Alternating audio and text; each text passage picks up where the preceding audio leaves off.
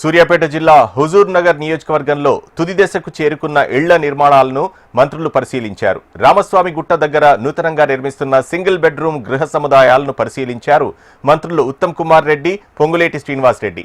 ఈ ప్రాజెక్టు రాష్ట్రానికే ఒక రోల్ మోడల్ హౌసింగ్ సొసైటీగా మారబోతుందన్నారు మంత్రి ఉత్తమ్ కుమార్ రెడ్డి. ఇళ్ల కేటాయింపు ప్రక్రియలో పారదర్శకతకు పెద్దపీట వేస్తామన్నారు మంత్రి ఉత్తమ్. రేపటి నుంచే అప్లికేషన్లు స్వీకరించాలని అధికారులను ఆదేశించారు. లబ్ధిదారుల నుంచి ఎవరైనా నేతలు డబ్బులు వసూలు చేసినట్లయితే తోలు తీస్తామని వార్నింగ్ ఇచ్చారు మంత్రి ఉత్తమ్. బీఆర్ఎస్ ప్రభుత్వం కక్షపూరితంగా ఈ ప్రాజెక్టును నిలిపివేసిందని, ప్రజాప్రభుత్వం వచ్చిన వెంటనే ప్రాజెక్టును పట్టాలకెక్కించామన్నారు మంత్రి పొంగులేటి శ్రీనివాస్ రెడ్డి. రాజకీయాలకు అతీతంగా అర్హులైన పేదలకు మార్చి 31 లోపు 2160 ఇళ్లను కానుకగా అందజేస్తామని మంత్రి పొంగులేటి ప్రకటించారు. 2160 ఇళ్లు స్టార్ట్ చేశారు.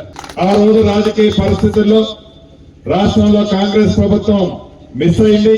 తదుపరి వచ్చిన ప్రభుత్వం ఈ 2160 ఇళ్లు అయితే పూర్తి చేయలేదు, కానీ ఈ 100 ఎకరాల్లో భూమిని అటుకొద్దిగా ఆ డిపార్ట్మెంట్ కి ఈ డిపార్ట్మెంట్ కి ఇచ్చుకుంటూ ఇళ్లనైతే పూర్తి చేయకుండా వచ్చినప్పుడల్లా ఇదిగో బెల్లం అని మోచేతికి రాపించి, ఈ మోచేతికి రాసిన బెల్లాన్ని నువ్వు నాకు అన్నట్లు చూపించారే తప్ప ఆనాటి పెద్దలు మళ్ళీ ఒక మోడల్ హౌసింగ్ కాలనీగా నిలబడుతుందని చెప్పి నేను భావిస్తున్నాను. అంటే ఇది ఒక కొత్త పట్టణం కట్టినట్టే.